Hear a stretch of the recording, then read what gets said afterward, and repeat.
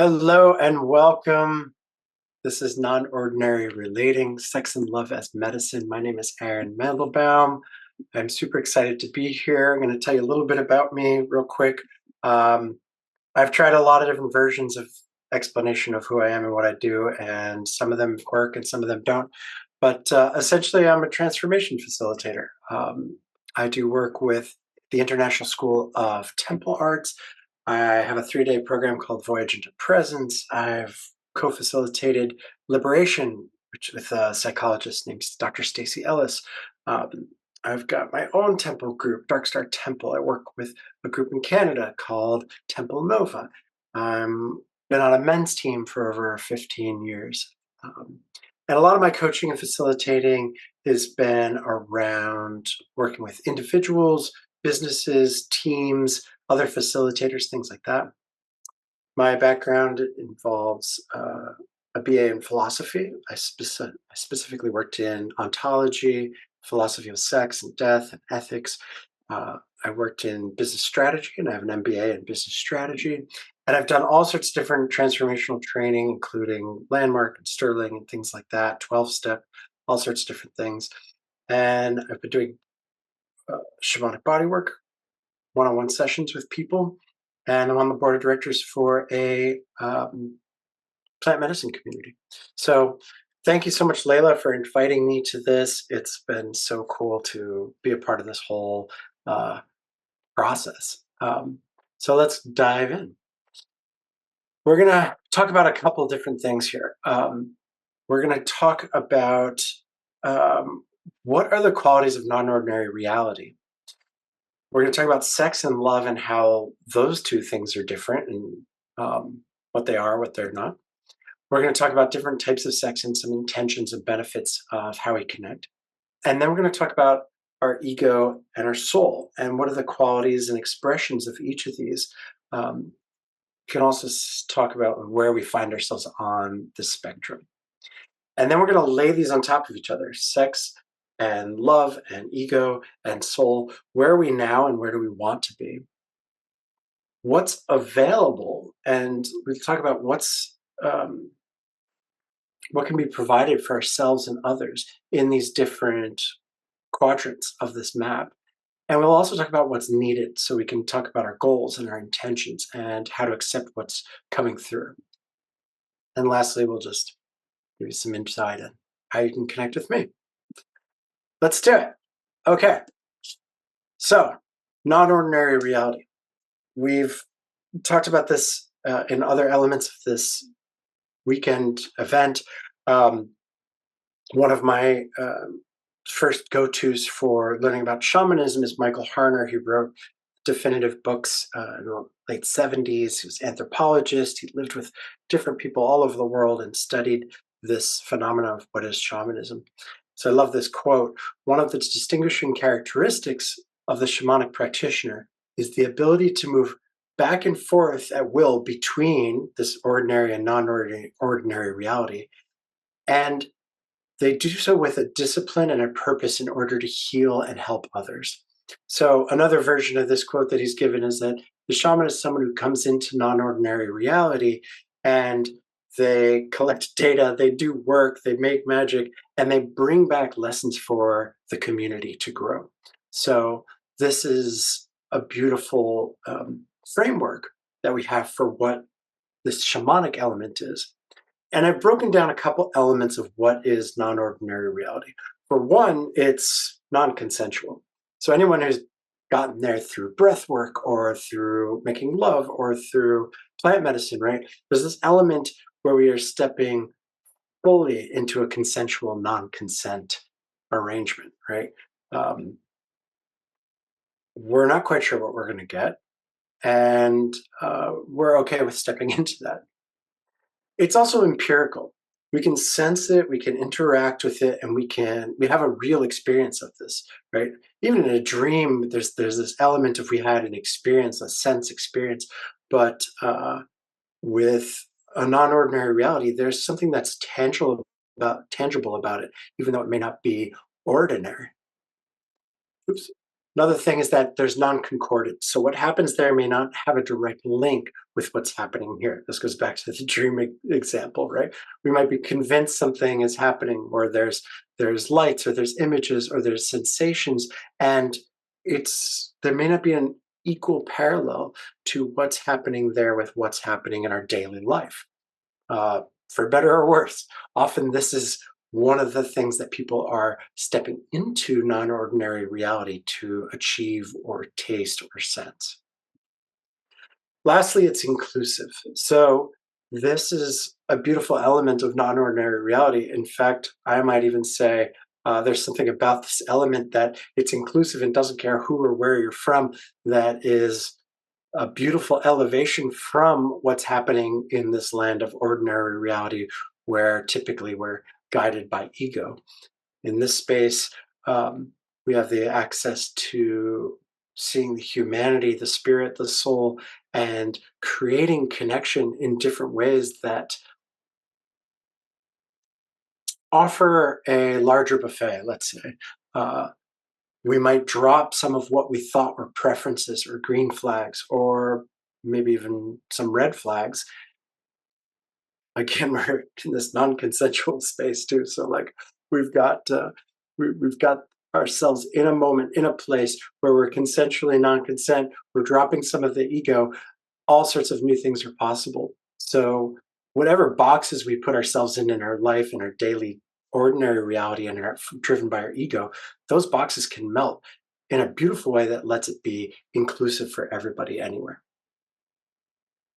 One of the keys about going into non-ordinary reality is that we're, we've gotten here sometimes through ceremony, through ritual, through, like I said, plant medicines. One of the things is that oftentimes we step into these and step into the ceremony and put so much weight in the specific medicine, the specific ceremony, the music. Um, we put all this weight on what's going on there. Um, it might even be that we're stepping into this through not plant medicine, but through meditation. Maybe we're stepping onto this through make believe, through role playing, through a BDSM type scene, right? Um, the idea, though, is we don't want to get hooked on how we got there, because the most important thing is the integration. What I mean by that is that the ceremony might hold a lot of power. I often say, like, the ceremony might be the car, but the integration and the intention is what has us get there. It's like the intention is the fuel, the ceremony is the car, the integration is the sensation that we get, that we arrived alive after driving there. So we step into the ceremony with a beautiful intention, and that could be beautiful medicine that was a wonderful experience.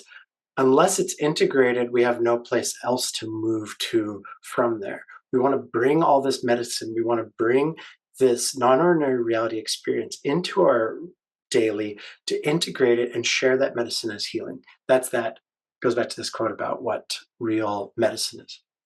Oftentimes we seek an extreme state and some new experience. Um, the key, though, is why are we doing this? And what makes it a lasting, valuable change for ourselves and our community is that we're integrating it and it becomes part of who we are. So let's dive into this conversation about sex versus love. We use these words uh, often, and this is not comparing sex with the sensation of love. In this sense, I'm using love in the act of making love. I'll also counter that in a second by just saying that making love versus having sex um, is kind of like a doing versus a being. So, uh, in this sense, um, sex is a doing act, it's a primal act. Um, this is often started in our ordinary reality, coming from our body. Um, and oftentimes We do this from a state of conquering, of being seen. Oftentimes, this comes from recreation or sometimes procreation, sometimes for healing, sometimes for transformation, sometimes for wanting to feel wanted by somebody. There's a lot of reasons why we would go into this as a doing. And some of the qualities I've listed here that we're at least willing to do this, and it's very self focused. So it's not necessarily about non ordinary sex acts that we're talking about. We want to love and celebrate every type of sex that's available. And we're connecting this and contrasting this with the art of, or the act of, making love, which comes from more of a being and more of an ethereal space. So with this, the initiation could be ordinary and it could be non ordinary reality. And it could be tied up with or connected to more of an emotional connection. Here, the why might be transformation, healing, recreation. It could also be procreation, yes. And there's a certain sense of being felt. We're looking for a connection. This is like heart to heart, again, because it's a being and less of a doing. That connection, while it could be physical, it doesn't even have to be physical because this connection is more in the ethereal state. Some of the qualities here, yes, there's wanting on the minimal side, but this is also collaborative. And one of the things that I like to add into this that works out as a boundary agreement in my relationships is that this is additive, that um, it is producing something that's greater than the sum of its parts. So the disclaimer here also on the screen, there's no judgment. Nothing, neither one is better.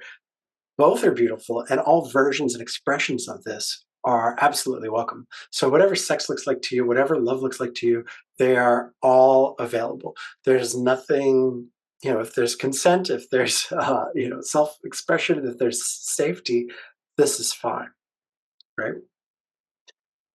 I want to take a step back into some of these terms that I used and talk about why some people engage in these acts, sex and making love. There's four different types of sex that we want to identify and talk through, and all of them are medicinal. All of them can be non-ordinary, but these are some of the typical reasons or the why that people might step into having sex. So one is recreation. This is something that is can happen on our own. This is something that we can do to find new pleasure or just experience pleasure. Birth control has been around since about 1500 BC. So, uh, pleasure, sex for pleasure, sex for fun, is something that exists and is something that has existed for a long time. And uh, it's a perfectly legit reason to dive into an act or to a being of being in love with somebody. Another reason is procreation, having offspring, producing more humans. This is one of the oldest, it's one of the most common. There's a big influence of religion here with procreation. And what's really fun about this, there's an interesting topic in the ethics of sex. A lot of people say that the only reason to have sex, some of them being very religious people, uh, is some say the only reason to have sex is to procreate. And when you bring in the biology, you see that it's actually not very likely to get pregnant. It's almost a miracle we exist at all. Within a fertile window, the chances of getting pregnant are about 25%. So some say that's why it is meant to feel good because we're going to get we're going to get to have more chances to try to procreate. So it's a reason. It may not be your reason. It might be the reason that some people don't have sex. Another beautiful reason, another why, another like what we'd say is like a come from, is healing. So we've got so many different stories of and people are carrying shame, guilt, fear, weight, history, and all of these things around our body, around other people's bodies, around our own desire. around our own interests, and being able to own that and experience that can bring a lot of beautiful healing. Also, healing around quote unquote dysfunctions, things that might be classified as less common. There is no normal, right? That's just a setting on the washing machine, as one of my teachers says. Uh, but there's some things that are more common, less common. No judgment to either of those. And there's things that we might experience that are not our ideal, and we want to shift. And that shift and that process of shifting can be healing psychologically and physically from starting to use our body in a different way.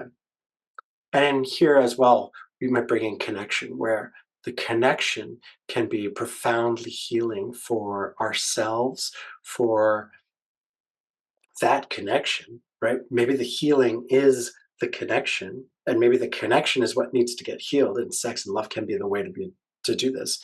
And maybe it's helping heal somebody else through connection or the community. Again, this can also be done solo.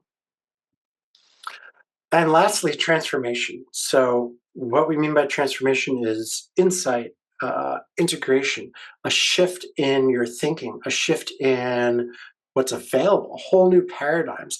There might be insights, messages from beyond. There might be a whole new experience of the world, of ourselves, of our partner, of existence, of the meaning of the world, right?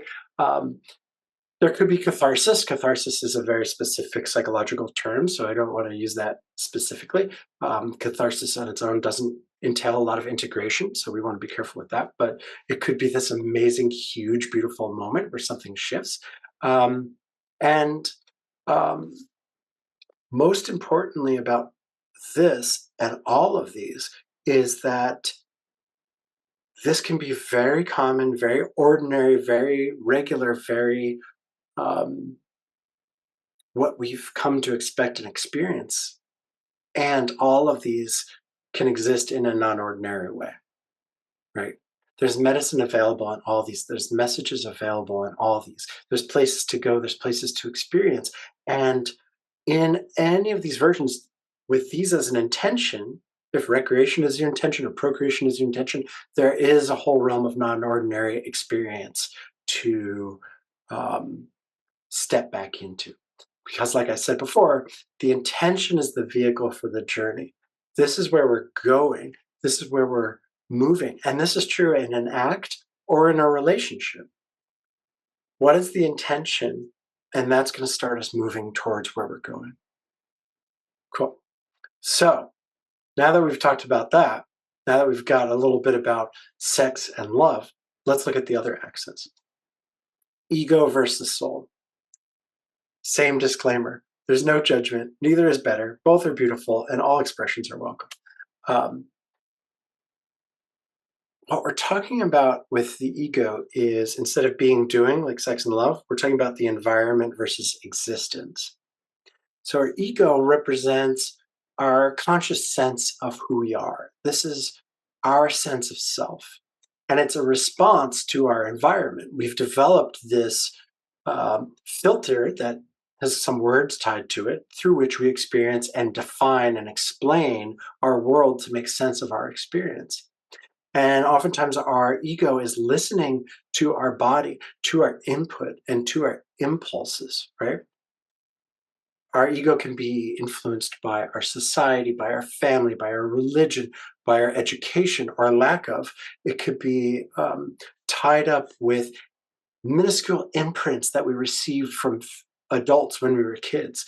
Even if it wasn't something our parents said to us, it could have been something that was our parents said to another adult, or an adult said to us, like someone in charge. And on the lightest level, that's an imprint that we decide this is how the world works. On the highest level, from an adult or an experience, a capital T or small or a large T or small t trauma, are all other experiences that can inform our ego, our decisions about the way the world works, how we interact with ourselves and other people. Um, there's an old saying that's carried across lots of different religions that humans were made to entertain the gods, and the gods made us to keep them laughing. And I had this interesting experience where separating myself from my mind to a certain extent. I was like, oh my gosh, I feel like my brain made the ego for its own entertainment, and it's just back there somewhere laughing at me for all the ridiculous stuff that I bring into the mix. On the other side of this polarity, right, we've got the soul. And um, regardless of religion or experience or whatever you want to call it, um, there's this element of something greater than who we are, something that has us understand and connect with the rest of the world. One of the ways I explain this is, you know, uh, whether you've read Hamlet before or not, it's popular in lots of different countries and it's been popular for a long time because we can all identify with some of the themes. Right? There's some TV shows, there's some books, there's some stories that don't make as much sense because we don't have the same frame of reference, but there's some very human things that make sense when we get down to the real nature of it. Um, that element, that realm between the individual soul and the soul expression of ego is this transpersonal realm where we can connect with each other. So the bridge there, this idea of what actually the soul expresses as when we look at it as an ego, is the core essence of our being. What's really there? So this is a response to our existence, not just our individual environment. Like all of existence, what is that? That's at the core of who I am. This is listening to harmony, to resonance, to making music, to synergy, right? Um, and this is influenced somewhat by other egos, but really this is influenced by other souls. This is listening, this is remembering, this is tapping into, and um, it's concerned with supporting others to bring themselves into that soul resonance so we can dance together. One way I like to experience this is a vertical expression versus a horizontal expression of connecting with another ego on this level. This is a vertical connection. This is thriving. This is wisdom. This is sharing. This is connecting up and down. This is our connection with source. This is our connection with what is above us, connecting through what is below us, moving deeper. So ego, soul. Yeah. And again, no judgment.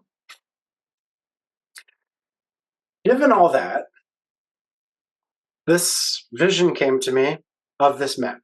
So take a second to let it absorb a little bit. And we're going to dive deep and talk about each of these different things. And you'll see where we're going with non ordinary relating. Essentially, we're placing these on top of each other: sex and love, and ego and soul.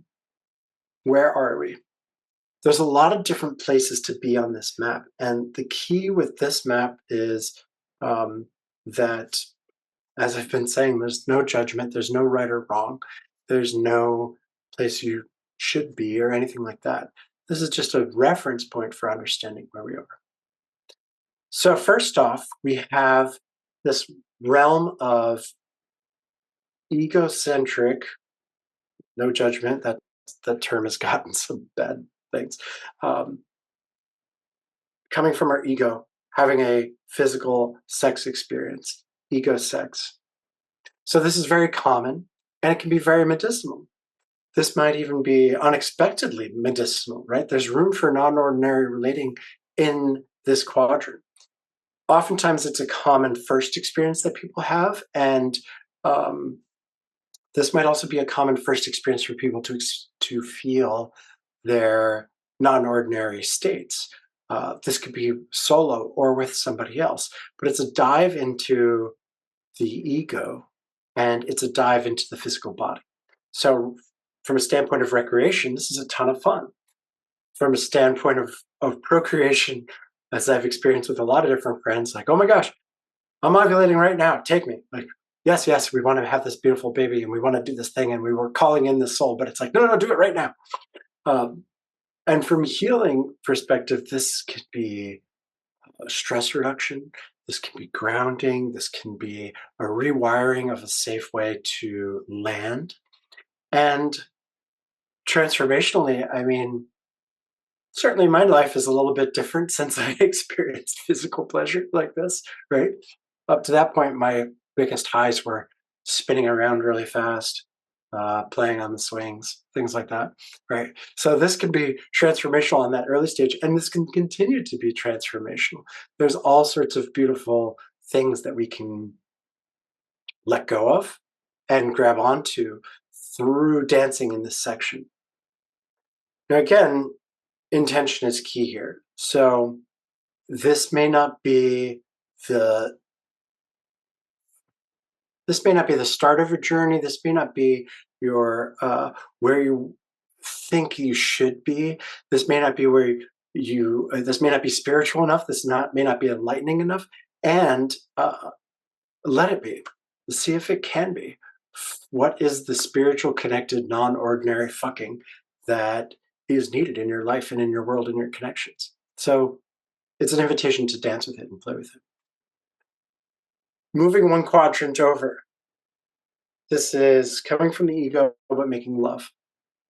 Now, this is a deepening of a connection, right? But we're doing it through the body. So we're connecting through ourself, we're connecting to another, and we're doing so in a way that informs us, is illuminating something for our ego, is connecting to some element of how we see the world. We're moving further from the material and into more of an ethereal connection, right? Because the sex act is more physical, more primal. We're moving into a more ethereal, but we're still connected to our ego. So we're bringing some of this medicine back to inform how we connect with the world. Um, in this place, from a recreational standpoint, we're more aware of the other, whereas oftentimes it's the case, or it can be the case, where fucking of ego sex is I'm connected to me. This is where we're finding that connection. So we're more aware of the other, which can be challenging. It can be confronting, but it also can be a beautifully fun, silly, sexy time. From a procreation standpoint, this is where we dive deeper into conscious conception. And we're working together. It is physical. We're working on creating some new physical, and we're doing it together. And we've got some planning. We've got some work together around what is this that's happening. And we're calling that new soul in. From a healing perspective, what we see here is that this might bring in something that is this being connection, right? That is informing and bringing some medicine to the self through the body, but in a way that we may not have access to, or we may not have had access to.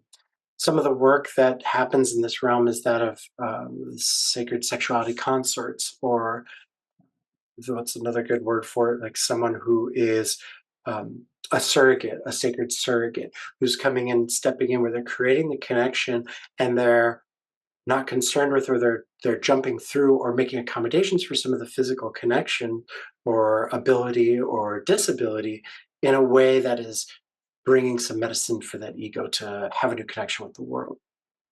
Similarly, in the transformation realm, we're shifting away from a lot of old patterns and a lot of primal impulses and drives to just get off, or to just make the baby, or I just need a release. I'm going to do this. I'm going to masturbate into somebody, right? What's available for transformation in stepping into a conscious connection that is providing something and new enlightenment for the self. Similarly, these two quadrants can seem very similar. I'm calling this one mergings. This is sex on a soul level, similar to making love on an ego level. So With here, we're in soul sex, and this is emerging. This is a feeling of oneness. This is sharing a connection. This is accessing that transpersonal state, right? And this is doing so to form a connection with the entirety of the universe. So we're physical, we're grounded, we're ascending, we're descending, we're moving in through this channel, and it's out of the ego. It's out of the ego, it's through the body, but it's transcending up and down beyond. So now we're in a soul level. We're grounded in the material, but we're not stuck in the personhood of I'm the one who's doing this. How can we transcend through that?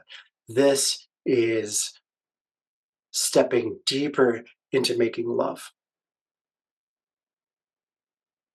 So, one thing that I hear a lot about this quadrant from people is that we started fucking and then all of a sudden we were somewhere else. And what just happened? Like I lost myself. I totally disappeared. And how do I get back there? So you might even find yourself here accidentally, which is beautiful and non ordinary, right? And then we can take this into a conscious expression of let's step in here on purpose. For procreation, again, we're in the conscious conception realm. And what's really beautiful about this place is we could take another step further out of the ego. What if we replace the ego of conscious conception to the soul of conscious conception? For some people, what this means is this is the realm of like, if we get pregnant, we get pregnant. So we're consciously, it's almost like benign neglect of contraception. Like we're completely willing and able to support a soul that comes through, and we're surrendering the need, the drive, the intention. We're letting it come through in this conscious way. For healing, this is a channel for all sorts of new realms wherein we can do some of this work. Another beautiful, wonderful access point to healing in spaces that we didn't, not just that we didn't know that we needed healing or didn't know that we wanted healing, that we didn't know we had. So, what if we're starting to do work in the non ordinary reality that is parts of who we are? And for transformation, this might be our first step towards tapping into where our soul is. This might be that first taste of, wow, there's this whole extra realm. How do I interact with the world as my soul? What's available there? All sorts of beautiful questions. And lastly, not better or worse or whatever, but in the far quadrant, making love from the soul. This often is the furthest from ordinary relating and sexual experience.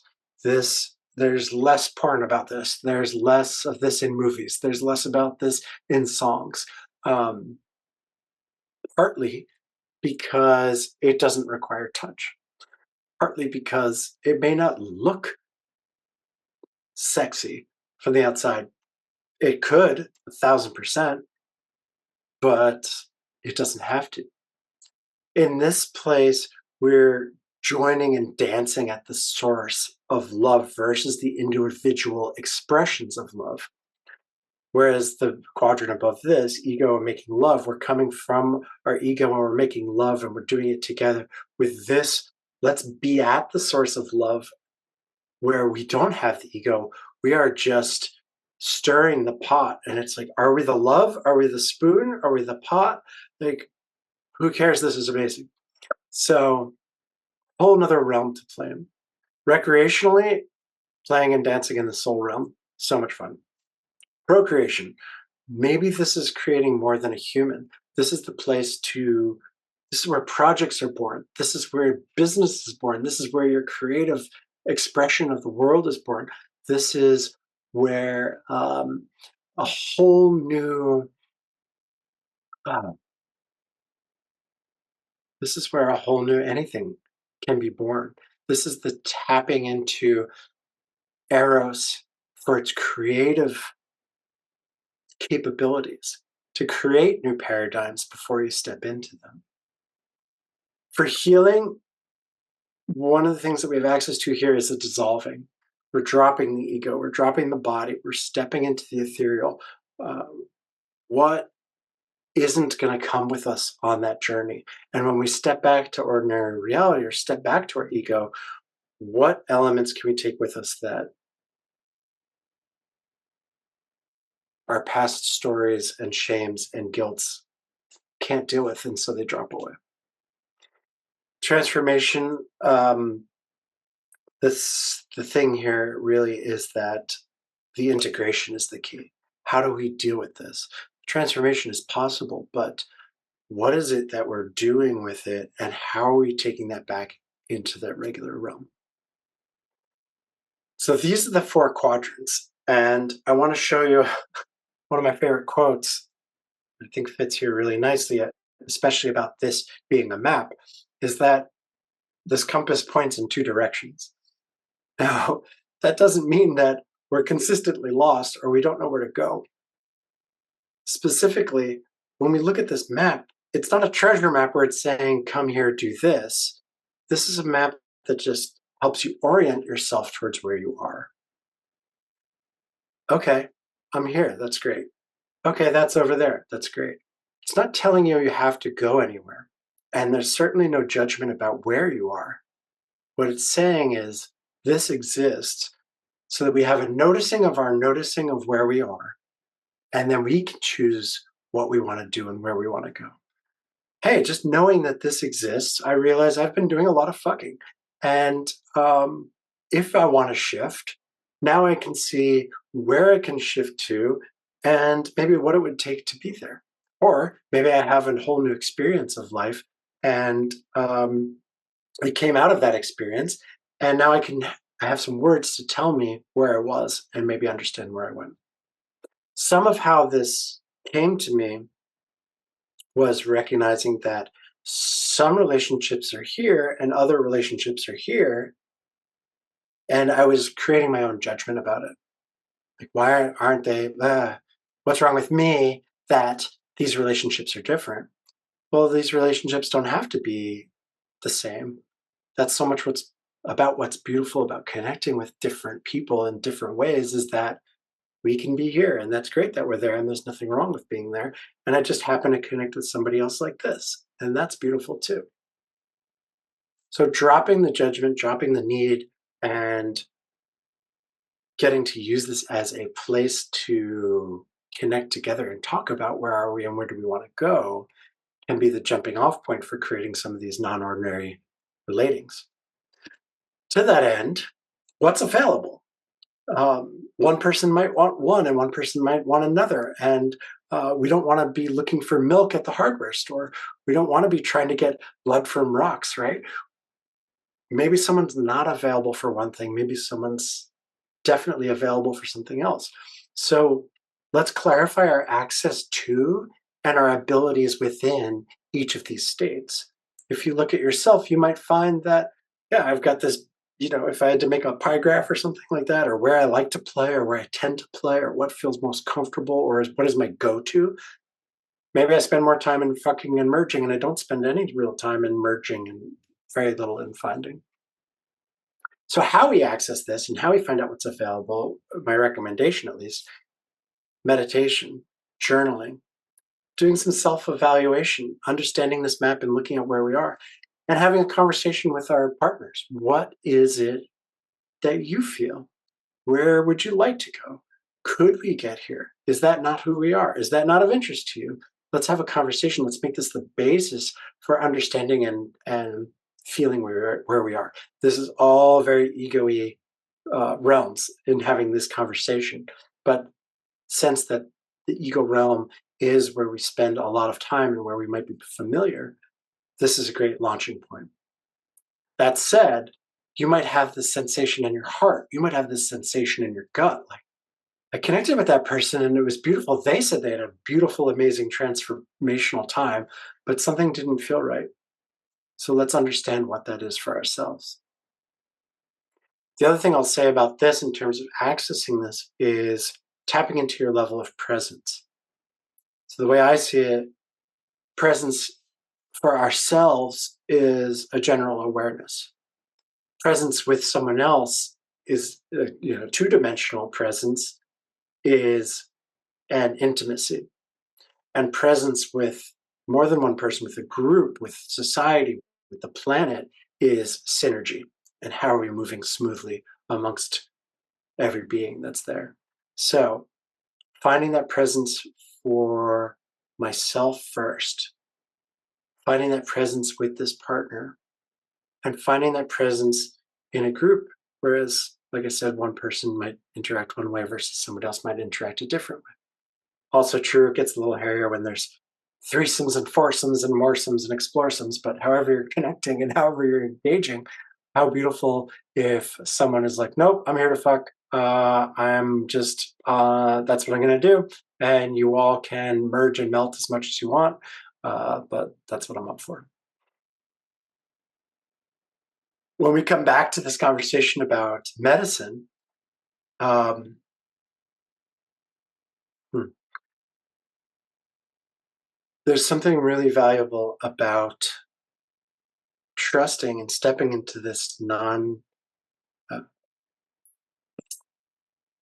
non-ordinary reality, the element of it being non-consensual, consensually non-consent. We're stepping in, we're not sure what's going to show up. So we might have an intention about why we're stepping into that, but the medicine we get may not be exactly what we signed up for. I'm sure I'm not the only one who's showed up to some medicine ceremony or a temple or an experience, even a doctor's appointment. I have this intention. This is what hurts. This is what's wrong. Like, no, that's not what's wrong. You need this. Oh, okay. Like, here's your medicine. Like, yeah, your knee is fine. You need to work out your butt. That happens a lot. Um, Clarifying your intention and accepting what's coming through. Super key. Your intention, what you think might be an intention, might actually be an agenda. This is a whole nother polarity in the world. An agenda is a shopping list, a to-do list. I'm going to do this. I'm going to get milk. I'm going to get eggs. I'm going to get carrots. I'm going to do all that stuff. The intention is I'm going to nourish myself this week. I'm going to have nourishing food available to me this week. Those are two different ways to go to the supermarket. With an intention, we want to find and remove any hooks, anything that we're hanging on to that we really need. Uh, we're fostering something to come into the world instead of trying to fix something, we're trying to make something a certain way, and we have a plan for exactly what it's going to look like. So it may not be a blueprint or an engineer plan. It might just be a church would be beautiful here instead of we're going to have a steeple and it's going to be this tall and it can be made out of that, right? So it's kind of like a sweater instead of a corset. Is one way I now like to think about it. Uh, Another cool thing, accepting the who, the what, and the when, letting people be where they are, letting the scenario be what it is. And the same ingredients might make something completely different the next time that there's a connection. Just like we put the ingredients in a bowl, throw it in a pan, put it in the oven, but we take out cake. There's some magic that happens in there that turns the, you know, water, flour, okay, that's glue, throw an egg, now it's goo, and all of a sudden it's cake. So those ingredients can easily be brownies if we engage with them in a completely different way next time. Letting that acceptance come through as this is what's here now will help us dance with those ingredients as they're showing up and help us remove those hooks, or at least notice when any hooks or agendas are attached so that we can be present. Releasing attachments altogether is amazing. And I'll say that they foster not just the access to the medicine, but the access to the medicine to do its work once it's in us. When we take medicine, let's even just talk about aspirin. If you've got a headache, you take aspirin. The aspirin doesn't know you have a headache. It sends itself everywhere. It's absorbed, gets into your blood and goes everywhere. It's not saying, "Oh, this guy must have a headache. I'm gonna go to the brain." No, it doesn't work that way. So the medicine is going everywhere. The medicine of all this is available everywhere. It's in there, it's doing its work, trusting that it's doing its work and trusting that it may not happen overnight, right away, instantaneous. It takes the next step, which is that deep integration. The integration can take a while. And the integration is not something that's a black and white, oh, this happens. A month later, you might get an insight and say, oh, yeah, that's because of this. That's connected to that. I get it now. I see it.